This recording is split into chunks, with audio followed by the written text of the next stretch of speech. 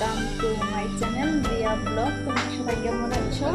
আশা করি ভালো আছো, আর আমিও ভালো আছি। আর এখন বাজে হলো 8টা থেকে আমি এই ব্লগটা স্টার্ট করছি। তো চলো ভিডিওটা দেখতে থাকো, কেউ স্কিপ করো না। দেখো আমি এখন সকালে স্নান হয়ে গেছে, আর আজকে তো বুধবার, আজকে হলো জামাই ষষ্ঠী। আমাদের এখানে জামাই ষষ্ঠী হবে না, এমনিতেই খাওয়া দাওয়া হবে, যা কিছু হয় তোমাদের সাথে যতটুকু পারি আমি শেয়ার করবো। কেউ ভিডিওটা স্কিপ করো না, সম্পূর্ণ ভিডিও দেখো। চলো পুজোটা দিয়ে নিই।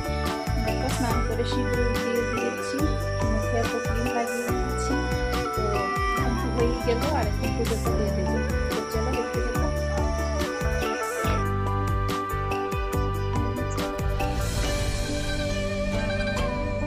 তো দেখো আমি এখানে ফুল তুলে নিয়ে এসেছি। ফুলগুলো দেখো, অনেকগুলো ফুল পেয়েছি আজকে সকালবেলা। তো ফুলগুলো এখন পুজো দিয়ে দেবো। পুজো দেওয়া হয়ে গেছে আমার, অনেক ভালো লাগছে। আর এখন চা বানিয়ে নিয়ে এসেছি, চাটা খেয়ে নেব।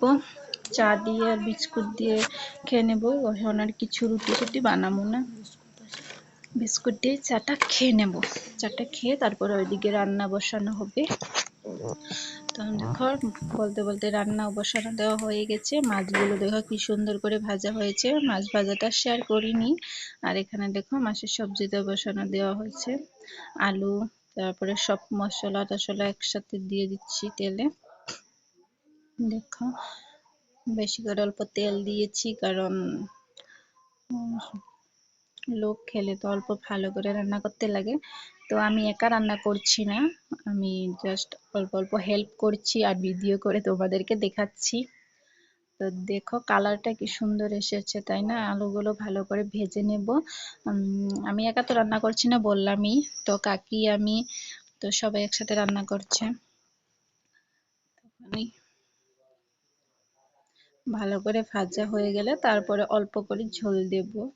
ভালো করে কষাইয়ে তারপরে ঝোলটা দিবে। তো দেখো কষানো হয়ে গেছে, এখন খুব সুন্দর হয়েছে কষানোটা। এখন ঝোলটা দিয়ে দেবে। দেখতে থাকো ভিডিওটা। আর মাছ ভাজা তো হয়েছে, দেখিয়েছিলাম আগেই আমি তোমাদেরকে। মাছ ভাজাটাও ভালো হয়েছে, ভালো কালার এসেছে। ভালো কালার না আসলে না খেতে ভালো লাগে না, তাই ভালো কালার এসেছে। এখন ঝোলটা দিয়ে দেব। ঝোলটা দিয়ে দিলে তারপরে অল্প ঝোল, বেশি দেব না, মাখা মাখা করে বানাবো। এত ঝোলও দেব না আর এত কিছু দেব না, এত কষানিও হবে না, স্বাদ মতো হবে আর কি। দেখো এতটুকু ঝোল হয়ে যাবে, আর বেশি দিতে লাগবে না।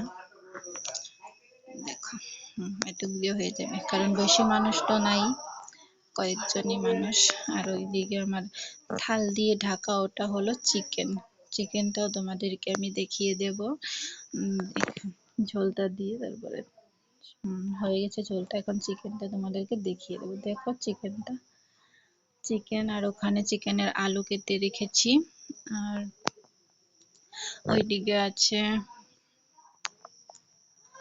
চিকেনটা ঢেকে রেখে দেবো। আর তোমাদেরকে মশলাটা দেখিয়ে দেবো এখন। দেখো পেঁয়াজ কুচি, ওখানে আদা বাটা আর রসুন বাটা, এগুলো বেটে রেখে দিয়েছি।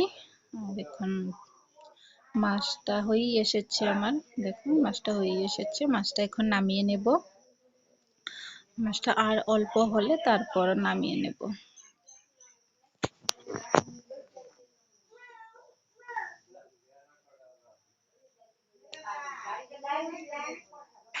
তো দেখো হয়ে গেছে, এখন নামিয়ে নিচ্ছি।